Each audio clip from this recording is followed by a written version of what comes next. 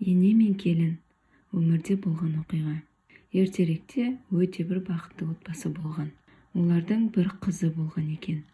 Дәстүрі бойынша ол жігітінің үйіне келін болып түсіп, енесімен бірге бір шаңырақтың астында тұрады.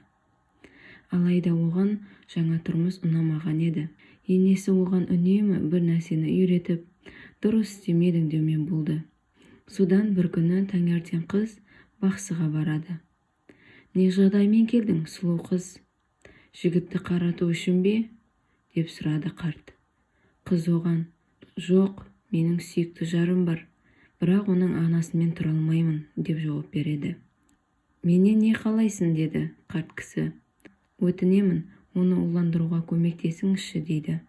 «Осымен бақытты боламын деп ойлайсың ба? Онда жарайды, саған жаным ашығандықтан бір уы беремін, оны шайға қосып, қайнатып беруің керек» дейді қарт кісі. «Бірақ саған айтары кеңесім бар» дейді. «Ол қандай кеңес?» «Әрине, сіздің айтқаныңыздың барлығын да жасаймын» дейді.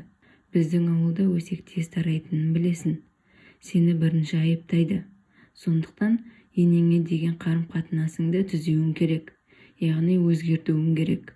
Өте жұмсақ болып, сәлеміңді салып, үнемі жымиып, таңғы асын дайындап, дәрет суын дайындап беруің керек. Азабың ұзаққа созылмайды» дейді. Жас келін қарттың сөзін тыңдап, айтқанын жасай бастайды. Таңертең ерте тұрып, нан пісіріп, тамағын дайындап қоятын болды. Енесіне шай қайнатып, уды да соның ішіне салып беріп жүрді. Еркелетіп, шайға шақыратынды шығарды. Асыл жары келіншегі мен енесінің арасындағы қарым-қатынасты көріп, өте қуанышты болып жүрді. Осылай уақыт өте келе, енесі келінін де жақсы көре бастайды. Келіні де шын мәнінде енесін жақсы көріп кеткенін өзі де байқамай қалады. Бір күні есін жиып, бірден әлгі қарттың үйіне барып, былай деп жалынады: «Әкей, өтінемін, маған уға қарсы дәрі бере көр. Көп у қосып қойдым, өліп қалады-ау. Бірақ мен оған өте қатты бауыр басып қалдым. Маған туған анамдай қамқор болды». Сонда ақсақал жымиып отырып: «Жаным, сабағыңа түс. Мен саған у емес, жұпар иісті шөптер бердім. Сен оған улы емес, дәмді әрі пайдалы шай бердің» дейді. «О, сенің жүрегінде болды.